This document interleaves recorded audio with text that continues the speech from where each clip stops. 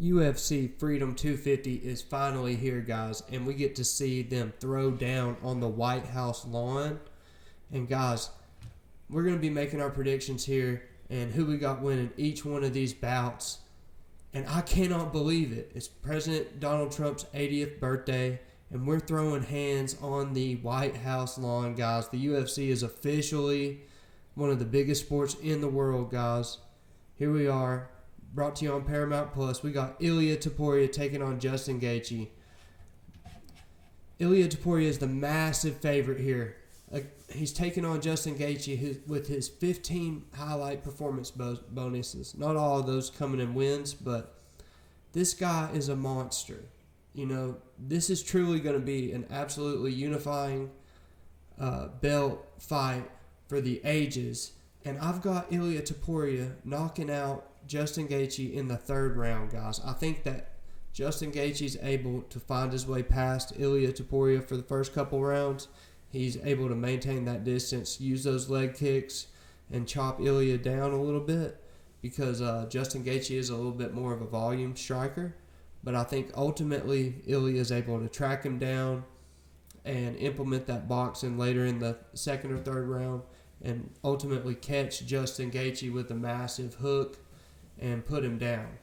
But if Justin Gaethje can manage to use that offensive wrestling that he did to Paddy Pimblett by utilizing the clinch and dirty boxing, he can have success in this fight. But I think ultimately Ilia Topuria is going to wade through the pressure of Justin Gaethje with his elite grappling and punching, and he's able to back Justin Gaethje up, and whoever backs the other one up ultimately wins this fight, guys. So Ilia Topuria is able to use that dominant pressure, and he comes forward and absolutely knocks out Justin Gaethje on the White House lawn, which will be an upset for the Americans. But you know, Justin Gaethje is a warrior, so he's going to go out swinging. Next up, we got another title fight here, guys. Heavyweight title. We got Poatan Pereira taking on Ciryl Gane. And Ciryl Gane, he's had multiple cracks at the title, never got his chance to get it here. He's going to have a real good chance here against Alex Pereira. But Alex Pereira, both these guys are kickboxers. Alex Pereira's faced really fast guys in Israel Adesanya, so he knows how to deal with these kickboxers. I think he's ultimately able to wade through the pressure of Ciryl Gane and chop the legs of Ciryl Gane, push him back if he fights like he did Magomed Ankalaev and pushes through the fire, guys. I think that Alex Pereira is ultimately able to land a huge left hook, and I think he catches in the third or fourth round a knockout on Ciryl Gane, and we got us a new GOAT of the UFC, guys, a three division champ. And then Tom Aspinall is going to have to come back and face this guy and find out who's the real heavyweight champion of the world, guys. But he's looking really big. He's looking really stout. If he can push through the fire and just land that big hook, Ciryl Gane's not going to stand much of a chance. But if he plays this tit-for-tat game with Ciryl Gane and he doesn't track him down, he can be in real trouble, guys. I mean, Ciryl Gane is a natural heavyweight, usually around 250. But I've heard that Alex Pereira's north of 250 up to 260 range. So he's going to be a real big boy. And both these guys got similar records, 13-2, 13-3. So they're both real experienced fighters. So Ciryl Gane's faced Francis Ngannou and other guys. But I feel like the better kickboxer, the better striker. I think none of these guys are going to be wanting to do anything on the ground. I think that Alex Pereira is able to get it done in the later rounds. We move on. Sean O'Malley taking on Aiemann Zahabi, guys. I mean, Sean O'Malley taking on Ariel Helwani.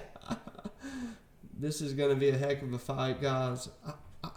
I feel like Sugar Sean's able to control the distance on this fight, and he's able to ultimately stop the pressure. He was able to defeat Song Yadong this way. It's a 3-round fight that heavily favors Sean O'Malley here.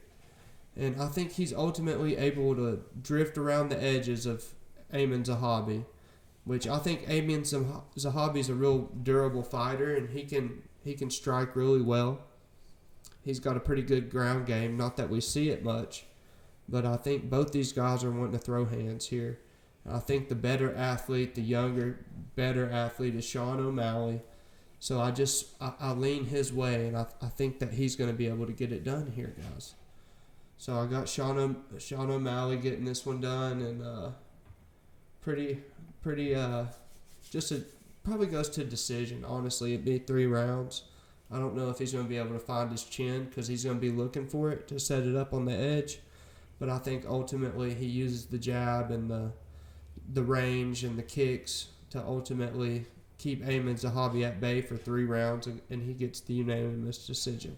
Slide on down the card. Guys, this is going to be a heck of a fight here. Josh Hokit, the Incredible Hope.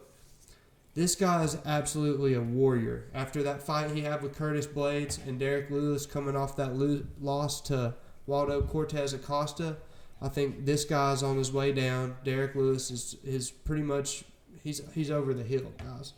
Josh Hokit's on his way up. He's got the wrestling. He can really take this fight wherever he wants with Derrick Lewis. But ultimately, I think he's going to have to watch out in the beginning, the first minute of this fight, because Derrick Lewis is known to come out and just try to absolutely knock you out in the beginning. So it's going to be imperative for Josh Hokit to not fight this fight like he did Curtis Blades right off the bat.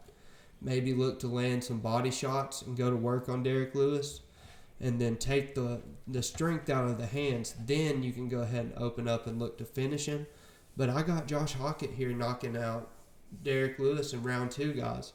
I think ultimately he's able to back Derrick Lewis up, use that jab, that 1-2 he's got, that monstrous power, and level change, push Derrick Lewis wherever he wants, and he's just ultimately makes him quit.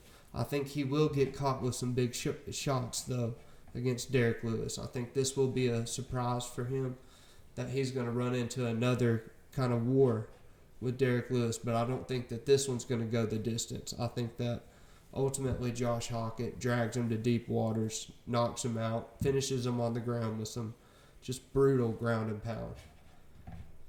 Move on down the card, guys. We got Michael Chandler coming back to get, absolutely destroyed by Mauricio Ruffy, guys.